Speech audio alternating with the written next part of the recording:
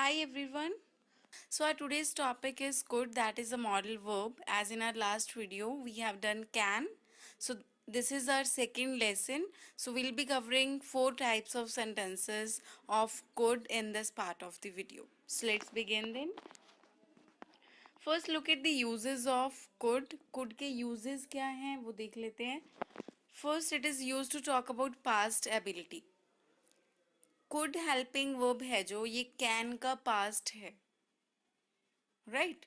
So can भी ability के लिए यूज करते हैं हम, बट वो प्रेजेंट में यूज करते हैं. फॉर एग्जाम्पल मैं ये काम कर सकता हूँ. ओके. सो ये क्या है, पास्ट में आपकी योग्यता बताने के लिए यूज किया जाता है.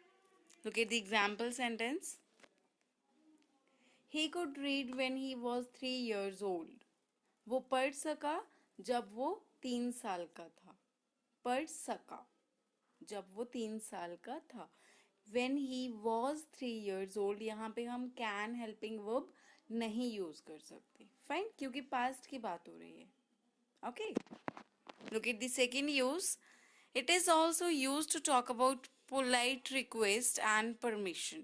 हम polite request के लिए हम इसको present में भी यूज कर सकते हैं could को. Fine.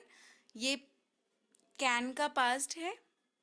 But when we are talking about polite request, ठीक है, फिर हम इसको प्रेजेंट में भी यूज कर सकते हैं. Could you please give me your pen. Look at the example sentence. Could you please give me your notebook. Could you please give me her number. Fine. ये चीज हम प्रेजेंट में भी इसको यूज कर सकते हैं. कुड क्या एक्सप्रेस करता है, आपकी पोलाइट रिक्वेस्ट, विनम्र अनुरोध. Okay. Now look at the identification of could in Hindi. Hindi में कुड की पहचान क्या है. It is a past form of can. So इसकी पहचान क्या होगी. सका, सकी, सके, पाया, पाई. मतलब मैं ये काम कर पाया. यहाँ पे भी आपकी एबिलिटी ही शो हो रही है. मैं वहाँ रुक पाया, मैं उसकी हेल्प कर पाया, और सका सेम मीनिंग है. सका और पाया ये पहचान है. सेंटेंस के लास्ट में सका, सकी, सके, पाया, पाई हो सकता है, तो आप क्या यूज करोगे, helping verb could. Okay. Look at the example sentences. मैं वहां नहीं जा सकी. ये नेगेटिव सेंटेंस है. लास्ट में क्या है, मेन वर्ब के साथ सकी का यूज है. सो आपने हेल्पिंग वर्ब सेंटेंस में क्या यूज करनी है, could. Okay. Second example sentence. मैं कल अपनी इंग्लिश की कक्षा समय पर अटेंड कर सकी. ओके. वो यहाँ नहीं पहुंच सका, वो ये काम नहीं कर सका, हम वहाँ नहीं जा सके. ओके. सो इस तरह के सेंटेंसेस कुड में आते हैं. Now look at the rules of could in affirmative sentences. Subject could, first form of verb, object. Okay. So हमने कैन की जगह पे अब कुड हेल्पिंग वर्ब यूज करनी है. This is very simple. Fine. Subject के साथ हम कुड हेल्पिंग वर्ब यूज करेंगे जब हम पास्ट की बात कर रहे हैं. मैं ये काम कर सकी, मैं उसकी हेल्प कर सकी. I could help him, I could give him my notebook, I could attend my class yesterday. I could meet my parents. I could meet my relatives yesterday. मैं कल अपने रिश्तेदारों को मिल सका. मैं कल अपनी क्लास अटेंड कर सका. ओके. इस तरह के सेंटेंसेस कुड में आते हैं. Look at the example sentence. She could meet me yesterday. वो मुझे कल मिल सकी. Look at the negative sentences. Rules of negative sentences क्या हैं. Subject could not, first form of verb, object. Okay. So हमें हेल्पिंग वर्ब के साथ नॉट का यूज करना है. हेल्पिंग वर्ब हमारी कुड है, उसके साथ हम नॉट का यूज करेंगे and first form of verb इसमें यूज होगी and then object. Right. Look at the example sentence. We could not go there. हम वहाँ नहीं जा सके. So these are the example sentences of negative and affirmative sentences. Now look at the rules of interrogative sentences. Could, subject, not, first form of verb, object and last में question mark. Okay, so हमने helping verb को starting में use करना है, that is could in interrogative sentences. Interrogative sentences में हमेशा हम helping verb starting में use करते हैं और यहाँ हमारी helping verb could है क्योंकि हम past की ability की बात कर रहे हैं. ओके, सो लास्ट में क्वेश्चन मार्क जरूर होगा इंटेरोगेटिव सेंटेंसेस में. And interrogative sentence in Hindi always starts with क्या. फाइन, क्या आप ये काम कर सके? Could you do this work? This is very simple. Could she not teach you? Here you can see कौन. Could she not teach you, क्या वो आपको नहीं पढ़ा सकी, पढ़ा पाई, ये भी कह सकते हो आप. सो कौन नहीं पढ़ा पाई? वो. तो वो क्या है? She, that is subject. And subject के साथ हम नॉट का यूज करेंगे if the sentence is interrogative plus negative. क्या वो ये काम नहीं कर सकी. सेंटेंस स्टार्ट क्या से हो रहा है? इंटेरोगेटिव है और बीच में नहीं भी है तो वो नेगेटिव है. इंटेरोगेटिव प्लस नेगेटिव हम रूल को फॉलो करेंगे.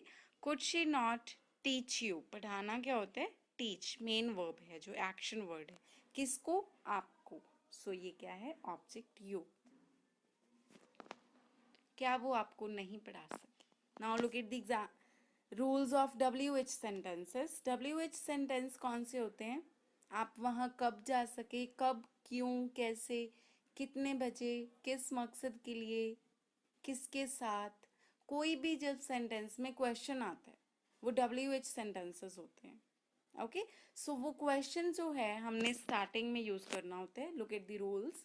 WH, देन कुड, सब्जेक्ट, उसके साथ नॉट का यूज होगा. Then first form of verb object plus question mark.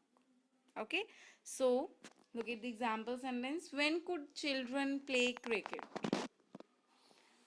When could children play cricket? When could children play cricket? So here you can see when क्या होता है? कब. could helping verb है and children क्या है? बच्चे. play main verb है. main verb क्या है? इसका मीनिंग खेलना. कौन खेल रहा है? बच्चे. सो बच्चे क्या है? Subject. When could children play? What they were playing? Cricket. So this is an object. Okay, so this is the object and last में क्वेश्चन मार्क. बच्चे कब खेल सके, इस सेंटेंस का मीनिंग ये है. फाइन. कब, क्यों, कैसे, वो ये काम क्यों कर सके, वो वहाँ कितने बजे पहुँच सके, कितने बजे, at what time could they reach there. इस तरह सेंटेंसेस बनेंगे WH सेंटेंस में. Okay, now let's understand it with some more example sentences.